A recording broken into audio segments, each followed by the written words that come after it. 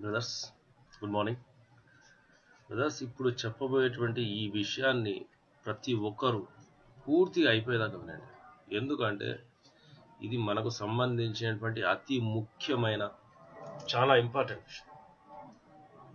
ఈ ప్రజాధనము ఎంత దుర్వినియోగం అవుతుందో దానికి ఒక చిన్న ఎగ్జాంపుల్ మాత్రమే.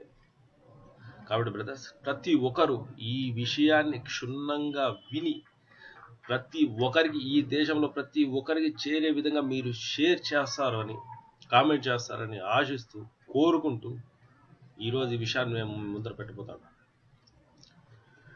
మన దేశపు పార్లమెంట్, న్యూఢిల్లీలో ఉన్నటువంటి పార్లమెంట్లో ఒక క్యాంటీన్ ఉంది. ఆ క్యాంటీన్లో ఉండేటువంటి రేట్లు మీకు ఇప్పుడు చెప్తాను. టీ 1 రూపాయి, సూపు 5 రూపాయలు, దాల్ అంటే పప్పు 1.5 రూపాయి, మీల్ అంటే అన్నం 2 రూపాయలు, చపాతీ 1 రూపాయి, చికెన్ 24 రూపీస్, దోశ 4 రూపాయలు, వెజ్ బిర్యానీ 8 రూపాయలు, ఫిష్ 13 రూపాయలు, ఫ్రూట్ సలాడ్ 7 రూపీస్, పాయసం 5 రూపాయలు. అంటే వీళ్ళకు ఎంత తక్కువ ధరలో ఇక్కడ వచ్చేసి భోజనాలు, టీలు కానీ, సూపులు కానీ ఇవన్నీ ప్రొవైడ్ చేస్తా ఉంటారు. అంటే ఇది ఒక సబ్సిడీలో మీకు ఇస్తా ఉంటారు. సబ్సిడీ కావాల్సింది ఎవరికి? బీద వాళ్ళకు, ఆర్థికంగా వెనకబడిన వాళ్ళకు, అభివృద్ధి రేఖకు దిగునుండే వాళ్ళకు. మీరు ఎంత పేదవాళ్ళు? మీరు ఏం తినేదానికి మీ దగ్గర తిండి లేదా? అడుక్కుంటాడారా? ఎవరి డబ్బు ఇదంతా? ఎవరబ్బా సొత్తు ఇదంతా?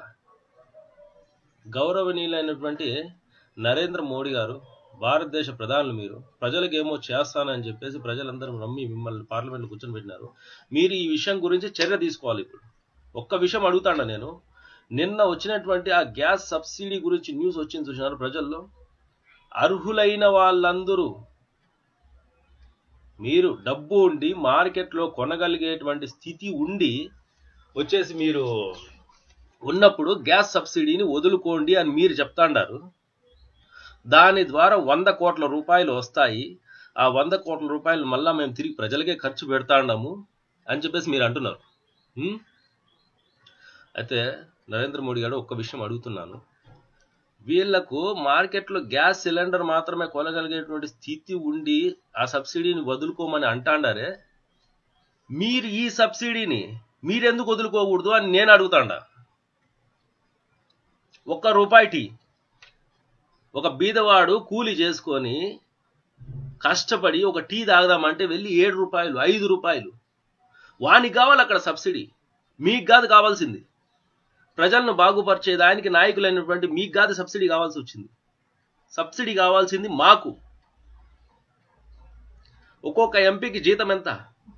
80,000 రూపాయలు, 45,000 రూపాయల అలౌన్సులు. ఒక్కొక్క రోజు పార్లమెంట్కి పోతే 2,000 రూపాయలు మళ్ళీ స్పెషల్గా.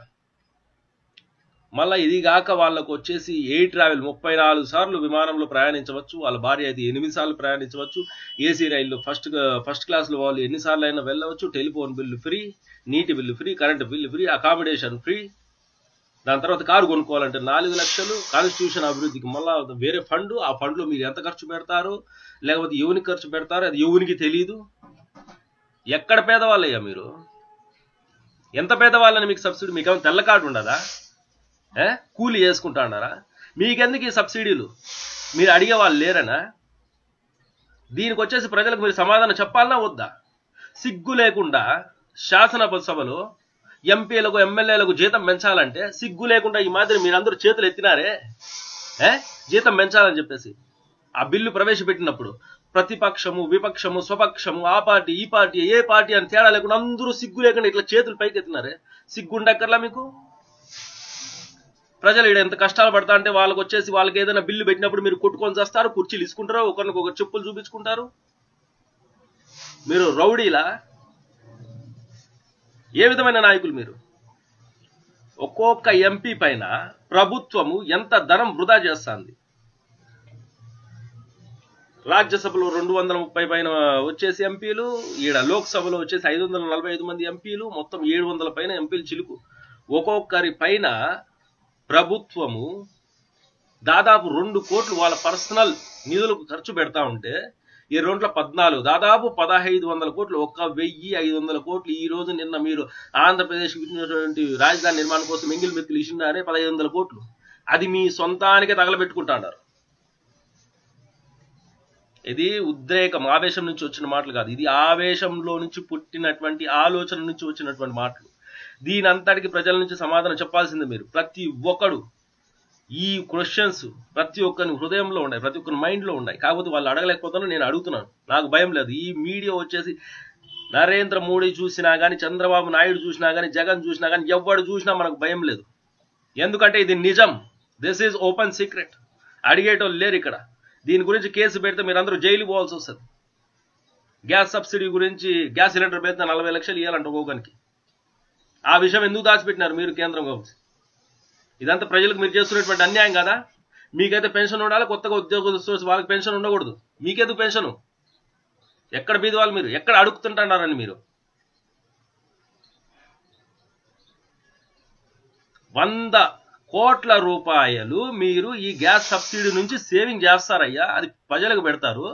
మీరు పెట్టేటువంటి 1500 కోట్లలో నుంచి మీ ఖర్చులు తగ్గించుకొని, మీ ప్రయాణాలు తగ్గించుకొని, మీ టెలిఫోన్ బిల్లులు తగ్గించుకొని, మీ పెట్రోల్ ఖర్చులు తగ్గించుకొని, మీ దుబారా ఖర్చులన్నీ తగ్గించుకొని, వాటిలోంచి సగం డబ్బును సేవ చేసి ప్రజలకు పెట్టినా అది 700 కోట్లు అవుతుంది. ప్రజల నుంచే వాళ్ళని పిండి వసూలు చేయాలని చూస్తుంటారే. మీరెందుకు ఖర్చులు తగ్గించుకోరు అని నేను అడుగుతున్నాను ఇక్కడ. బ్రదర్స్, మై డియర్ బ్రదర్స్, ఒక్కసారి బాగా ఆలోచించండి. మనం ప్రశ్నించనంత వరకు, మనం పరిష్కరించుకోనంత వరకు వీళ్ళ ఆటలు ఇదే విధంగా కొనసాగుతుంటాయి. వీళ్ళ ఆటలు ఈ విధంగా కొనసాగడానికి వీలు లేదు. కాబట్టి ఒక సరికొత్త రాజకీయానికి మనం శ్రీకారం చుడదాం. అదే youth party of India. Just come and join us. ఇట్లాంటి ఎన్నో ఇష్యూలు ఉన్నాయి. Tomorrow I will discuss about the state Andhra Pradesh issue. Be ready brothers. జై హింద్.